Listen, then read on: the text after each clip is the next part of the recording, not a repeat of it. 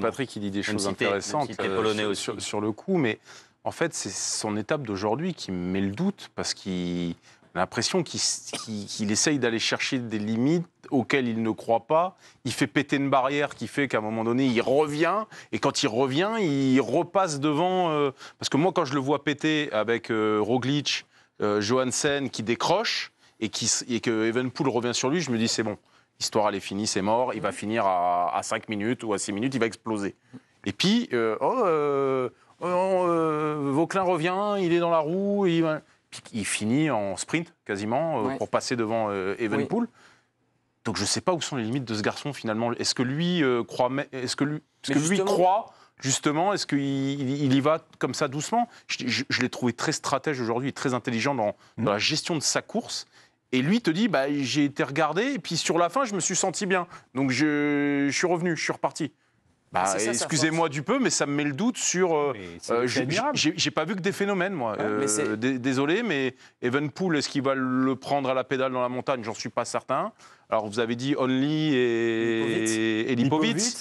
Oui, c'est vrai que Lipovitz avait l'air à l'aise aujourd'hui. Sa force à Vauclin, c'est qu'il a des adversaires qui, eux aussi, se découvrent. Johannessen sur le Tour de France. Oui, mais Lipovitz, pourquoi ça en fait sa force? Parce que tu peux te dire qu'ils sont plus ou moins sur le même pied d'égalité niveau expérience sur un grand Tour de 3 semaines. Donc c'est pas un avantage en soi. Si. Si, parce que ils se découvrent on aurait un mec comme Roglic devant qui a l'expérience de gagner 200 Vuelta et d'avoir fait podium du Tour. Tu pourrais te dire, il est logiquement inférieur, ce qui n'est pas le cas. Ça se trouve d'ailleurs, Roglic sera devant Vauclin, ça on ne sait pas, mais ce qu'il ne faut pas oublier, c'est que Lipovitz, il s'est planqué pendant les 10 premiers jours, Johannessen aussi, Only aussi. Mais non, ils ont évité les cassures, etc. Ils sont plutôt planqués.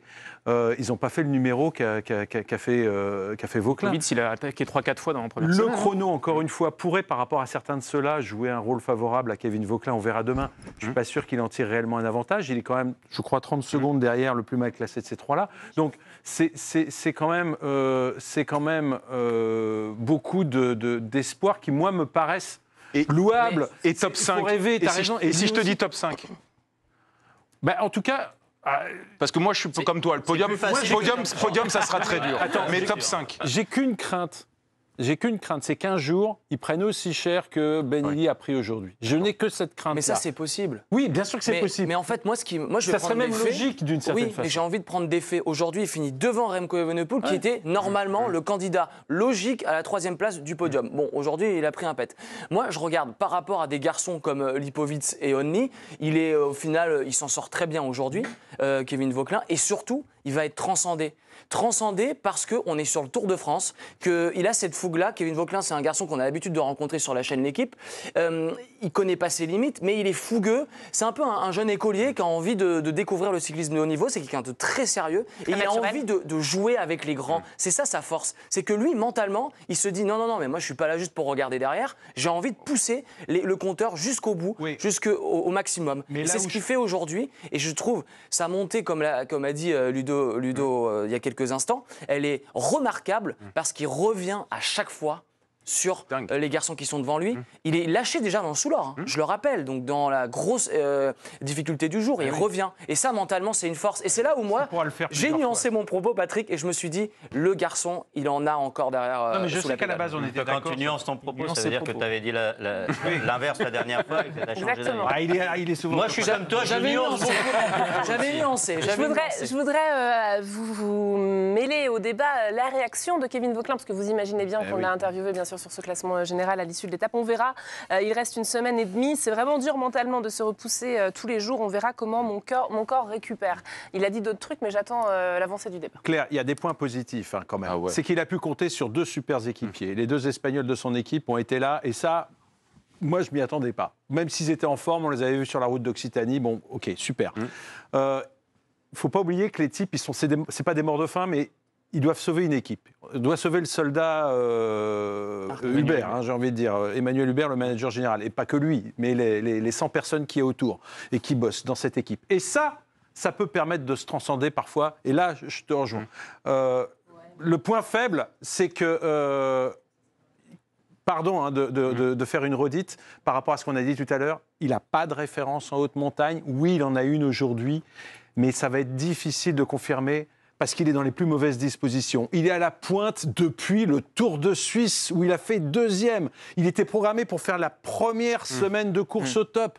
Mais vous voyez un peu le chemin qu'il a encore à faire pour arriver jusqu'aux Champs-Élysées? Ça me paraît dingue. C'est souhaitable finalement qu'il vise, par exemple, si lui il a envie de viser le podium, est-ce que c'est souhaitable pour lui, sachant que maintenant il aura un viseur aussi sur la tête et il ne pourra plus rien faire? Tout ce qui est attaque. Ça veut dire quoi? Souhaitable, ça veut dire l'annoncer? Est-ce que c'est souhaitable de l'annoncer? Pour lui, ça veut dire qu'il va renoncer. Il va renoncer effectivement à peut-être aller faire des attaques et pour une victoire d'étape. Est-ce que c'est plus prestigieux d'être sur le podium ou de se faire 1 ou 2 étapes en victoire? S'il explose un jour, il pourra se poser la question de savoir que maintenant il sera peut-être plus de liberté pour aller gagner une étape. Mais enfin, à partir du moment où tu as un bon classement, tu vas pas quand même faire exprès d'exploser pour pouvoir espérer gagner une étape après. Quand on dit la question, c'est objectif podium. Je dis oui, parce que c'est un objectif. S'il pète, il fera ce qu'il veut après. Mais je pense sincèrement que c'est un garçon qui, dans l'avenir, a les capacités pour aller chercher ça. Et moi, ce qui me rassure aujourd'hui, c'est qu'en fait, je vois des garçons autour de lui qui ne sont pas si forts que ça, qui n'ont pas forcément de grandes références en haute montagne.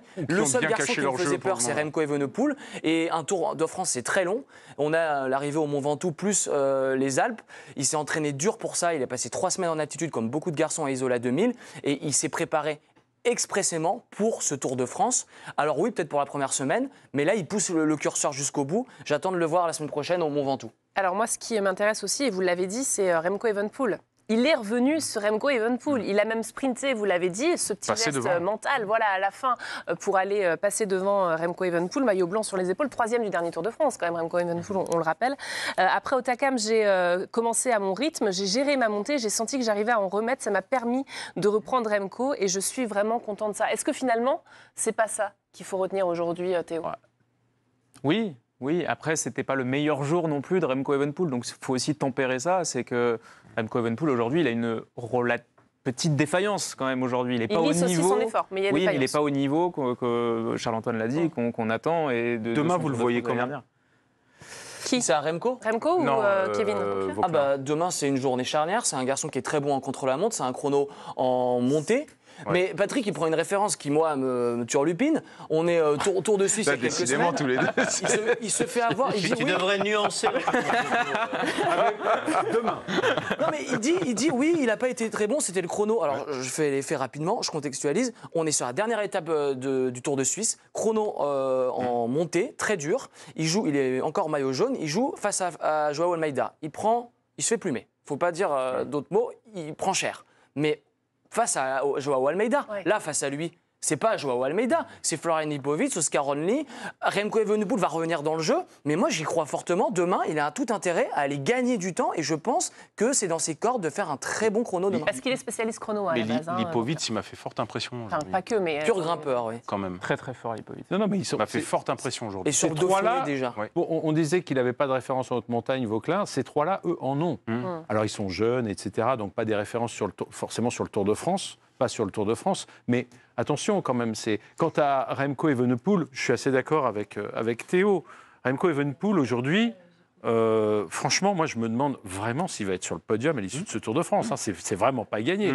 Alors je pense pas que ce sera Vauclin qui lui pliquera sa place, contrairement à ce qu'on pourrait imaginer. Je pense qu'il y a suffisamment de candidats là-dedans, mais Vauclin, ce qui fait plaisir, il faut vraiment que les gens qui le supportent le suivent, parce que ça va être magnifique, j'espère. S'il n'a pas de jour sans, s'il ne s'écroule pas, oui, sa défense du classement va être magnifique, héroïque. C'est un garçon qui a du tempérament, c'est un garçon... On parlait de la Virenque-mania ou de la Vaucline-mania, je ne sais pas comment on peut dire, mais il se passe quelque chose avec ce coureur. Et je pense sincèrement, quand Bardet a écrit dans l'équipe qu'il le voyait en ce coureur un futur vainqueur du Tour de France, moi j'ai eu plein de coups de fil d'anciens qui m'ont dit oh, « je crois pas, machin, etc. » Bon, les sceptiques habituels, je pense qu'il faut se permettre de rêver. En même temps, les sceptiques habituels, ils ont quand même souvent raison. Quand même, c'est vrai. Les vainqueurs français du Tour. Tu sais, dans le vélo, il y a plus de perdants que de vainqueurs. Oui, surtout chez nous. On va justement parler de l'avenir très rapidement sur Kevin Vauclin, puisqu'on a balayé cette édition. On va aussi penser à ce qui va se passer plus tard. Vous avez raison, aujourd'hui on engrange aussi de l'expérience du côté de Kevin Vauclin. J'ai progressé mentalement surtout. Sur le Tour de Suisse, je me souviens, Charles-Antoine qui nous avait dit d'ailleurs qu'il avait déjà fait sauter des barrières, passer des paliers. Et là, il en passe encore. Je me rends compte que ce sont des barrières mentales. Si j'avais été moins bien classé, peut-être que j'aurais été plus loin. Évidemment. Et ça change tout. On le dit, quand tu joues dans la cour des grands, tu te révèles par moments. Des fois, tu n'oses pas, ou tu penses que, ou les gens autour de toi te disent que. Là, il est en train de tâter le terrain. Ça vous impressionne un peu, ça? Évidemment que ça m'impressionne. Et il faut revenir sur les... Quand c'est dur comme ça, quand il y a du 14-15%, c'était là, dans la côte? Non, quand même pas. Non, on est à 11%. On a même 11 alors sur la durée. C'était quoi, 13 km, 15-14 km? Un peu moins. Franchement, à 11-12%, il aurait pu faire mieux. Non, mais quand il est lâché, vous imaginez la force mentale pour revenir sur... Et dépasser carrément. Et ça veut dire que lui... Il s'est géré, il a dit « Attends, moi je ne veux pas exploser, je suis quand même au général, je vais quand même monter tranquillement. » Et puis pendant la montée, il dit « Mais en fait, je suis là, en fait, j'y suis, j'ai des cannes, je peux y aller. » Et toute proportion gardée, ça rappelle un peu le Tour de France de Julien Lafilippe en 2019, même s'il n'y a pas le maillot jaune cette année. Sur les épaules de Kevin. Mais Julien Lafilippe, à l'époque aussi, se découvre en haute montagne. On se demandait jour après jour jusqu'où ça va aller. Bon, ça a pété un petit peu sur la fin, mais en fait, il se trouve un petit peu dans cette même dynamique. Mais il nous a fait rêver, et on espère que ce sera la même chose. Allez, résultat du duel entre Charles-Antoine et Patrick. Attention. Patrick, c'est la journée de Patrick Chassé. Tu vas peut-être gagner le quiz aujourd'hui. Objectif podium, non. Kevin, il s'est passé un truc là. Ça va, Patrick? C'est vrai? Qu'est-ce qui se passe mentalement quand on gagne comme ça plusieurs fois? Il nous fait une Vauclin. Joue dans le micro. Il nous fait une Vauclin, il a cassé les barrières mentales. C'est inattendu. Ça mérite confirmation. Et Théo, vous faisiez un parallèle avec Alaphilippe. On se rappelle d'une scène avec Emmanuel Macron, bien sûr, à l'arrivée, notamment avec Julien Alaphilippe. Regardez, il y a un autre parallèle à faire avec notre président de la République qui est allé saluer, bien sûr, Kevin Vauquelin. Kevin Vauquelin, l'un des hommes forts du Tour et l'un des personnages de ce Tour de France 2025. Jusque-là. Allez, on va refermer cette page cycliste.